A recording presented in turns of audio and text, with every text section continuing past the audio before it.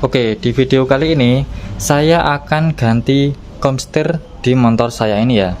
Dan kalian udah bisa lihat kenapa motor saya udah kebongkar total, karena ini video lanjutan, bukan lanjutan ya. Video jeda dari video yang sebelumnya udah saya upload mungkin tentang penggantian stripping motor saya ini ya. Dan mumpung ini saya bongkar, sekalian saya buatkan video untuk penggantian komstir di motor saya ini. Karena untuk komstirnya motor saya ini udah oblak ya, dalam arti udah kayak ada grenjel-grenjel. Ini harusnya jika setir lurus dan ini ada ban, itu harusnya akan kebanting ke kanan ataupun kebanting ke kiri, tetapi ini tidak, ini malah lurus. Nah seperti ini, jadi ada grenjelannya. Nah ada 3 grenjelan. Ini yang pertama, ini yang agak serong ke kiri, ini nggak mau kebanting ke kiri full. Terus pas lurus ini juga, nah terus ini serong ke kanan sedikit, dan harusnya ini kebanting ke kanan ya. Maka dari itu saya akan bongkar sendiri, sekalian nyoba untuk penggantian komstir di rumah sendiri. Kalian juga bisa terapkan metode ini ya. Untuk pembongkarannya sendiri ini nggak perlu full segini ya, sampai bodi belakang itu nggak perlu. Kalian perlu mencopot bagian cover punggungnya, bagian dada pastinya. Terus untuk selebornya itu aslinya nggak perlu ya. Kalaupun kalian keganggu, kalian bisa copot selebornya, tetapi untuk ban pastinya juga dicopot untuk ban. Terus udah segini aja ya, dada, punggung, sayap kanan kiri, terus udah itu aja. Nanti tinggal buka untuk bagian baut yang ini, depan belakang. Terus nanti juga pakai pengunci untuk membuka bagian pengunciannya ini.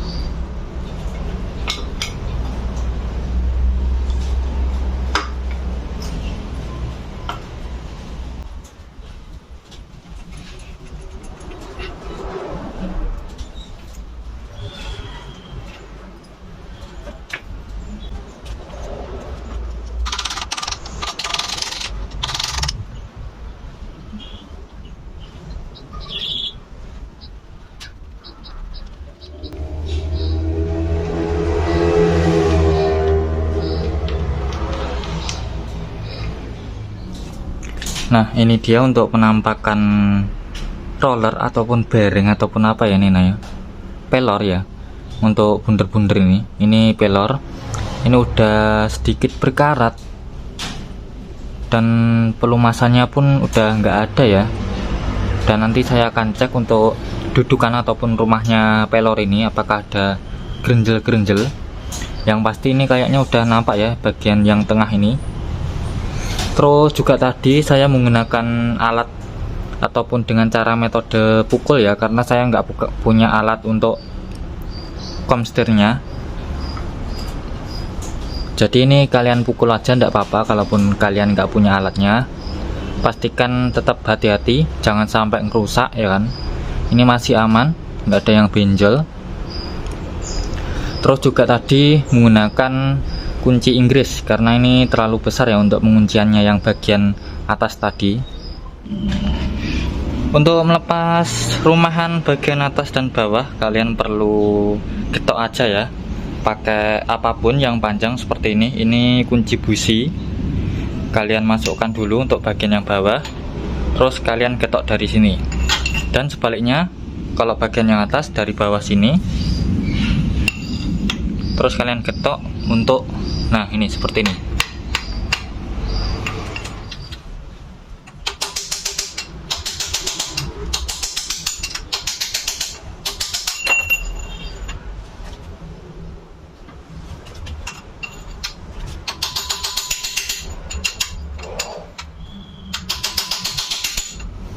Ini untuk bagian bawahnya ini udah saya bersihkan, dan kalian bisa lihat ya, ada titik garis, titik garis, titik garis. Dan ini untuk rasanya pasti nggak enak, ada gerenjel-gerenjel. Untuk belok pun juga nggak enak banget, seperti itu.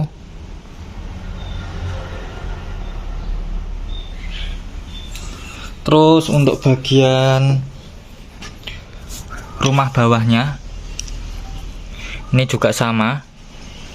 Ini ada bagian titik garis, titik garis, titik garis, panjang muter ini ya. Jadi ini rasanya nggak enak banget, dan ada beberapa titik yang pastinya itu kayak dalam titiknya, dan itu kerasa gerenjel banget. Untuk bagian atas ini aman, nggak ada ya, ada cuma dua ini aja, dua ataupun tiga ini. Untuk pengunciannya ini aman, tetapi pastinya saya akan ganti untuk satu set. Untuk pelepasan perumahannya ini juga sama, kalian pukul aja ke atas pelan-pelan, karena ini juga ada karetnya. Ini karetnya nanti dilepas saja. Sama, saya menggunakan kunci busi seperti ini. Nah, ini kan bakal ngunci nih, kalian pukul aja di sini secara merata, muter ya kan. Kalau udah segini, ini nanti bakal mudah untuk melepasnya, dan karetnya kalian ambil. Untuk pemasangannya nanti juga jangan lupa dipasang kembali.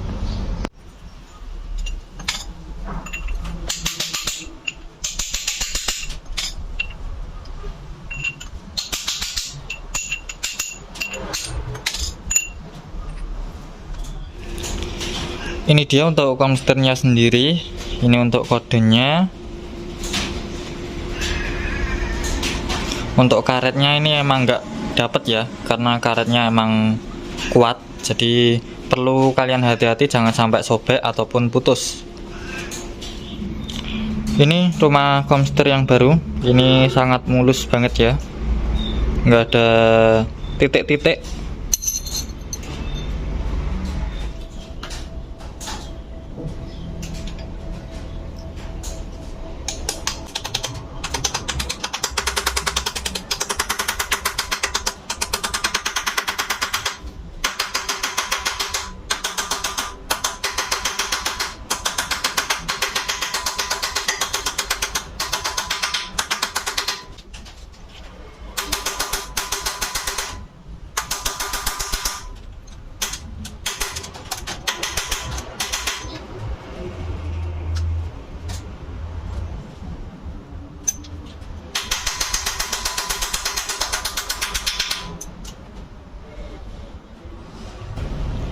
Usahakan jangan sampai miring ya.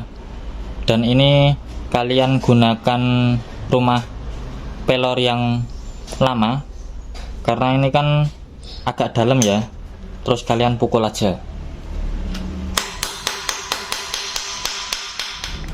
Untuk rumah pelor di bagian bawah ini sama, kalian pukul aja dulu sampai lurus, sampai mentok bagian ini ya.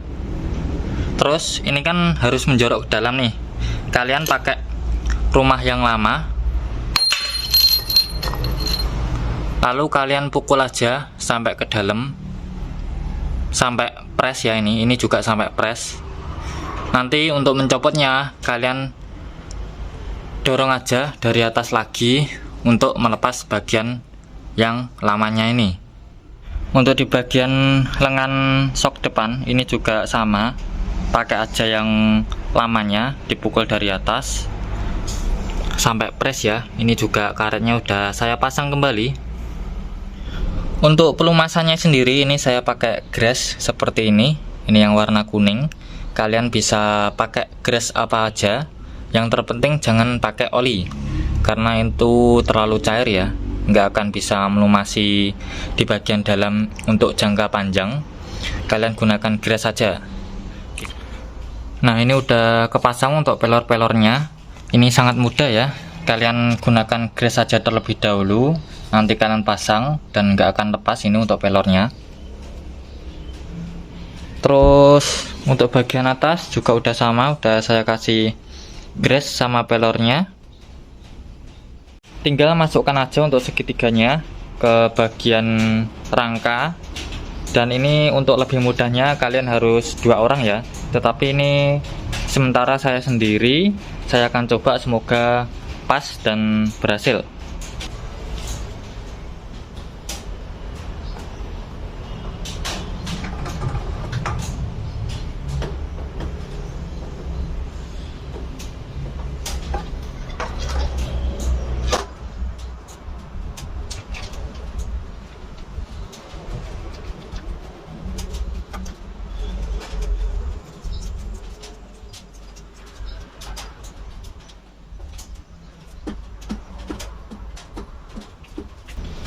Untuk bagian penguncian yang ini, itu kalian kencangkan aja sampai tangan kalian nggak bisa mengencangkan kembali.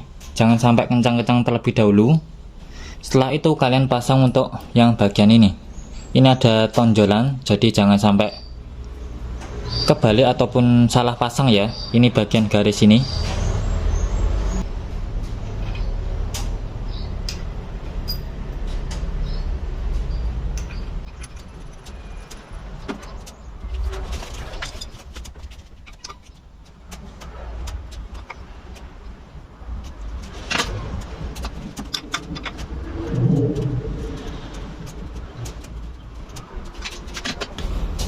Setelah kalian mengencangkan bagian atasnya, itu kalian goyangkan aja setirnya ke kanan ke kiri. Kalau dirasa berat, itu baru untuk yang bagian bawahnya itu dikendorkan, bukan dikencangkan ya, tapi dikendorkan.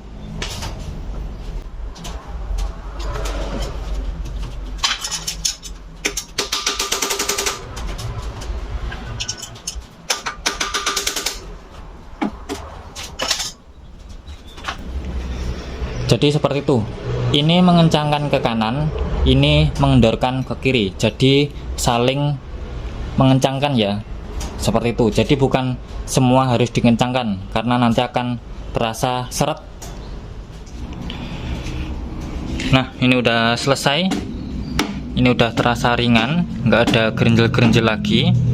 Tinggal pasang untuk setirnya. Dan alhamdulillah saya sendiri bisa untuk pemasangannya, dan kalian bisa coba aja kalian sendiri untuk ganti komsetir jika ada masalah di bagian komsetir motor kalian. Nah, pemasangan setir udah selesai. Ini tinggal pemasangan lain-lain, dan ini untuk videonya saya jeda terlebih dahulu karena ini kan video gabungan dari ini ya, pembongkaran semua, karena ini saya mau ganti stripping serta saya akan lapisi lagi untuk catnya. Maka dari itu ini nanti kalau udah kepasang semua tinggal pasang ban, ini udah jadi. Ini untuk ban udah terpasang, semua bagian depan udah terpasang. Ini kita cek gimana untuk komsetirnya. Ini keadaan lurus. Kalau saya lepas, nah harusnya kebanting ke kanan. Kebanyakan untuk yang ada kaliper di kanan, pasti beratnya akan condong ke kanan. Nah, harusnya seperti ini. Untuk ke kiri ini udah. Nah,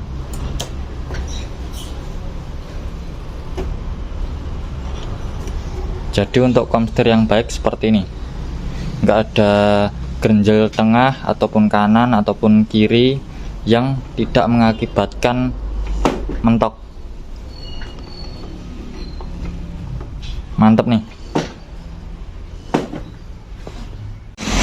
Jika motor kalian masih aman-aman aja untuk komsetirnya, itu alhamdulillah juga, karena komsetirnya sendiri itu berpengaruh dari cara berkendara kalian dan juga untuk medan yang kalian lewati sendiri. Mungkin segini aja dulu untuk video penggantian komsetir di motor saya ini. Seperti biasa jangan lupa untuk nge-like, nge-komen, nge-share ke teman-teman, dan nge-subscribe. Terima kasih.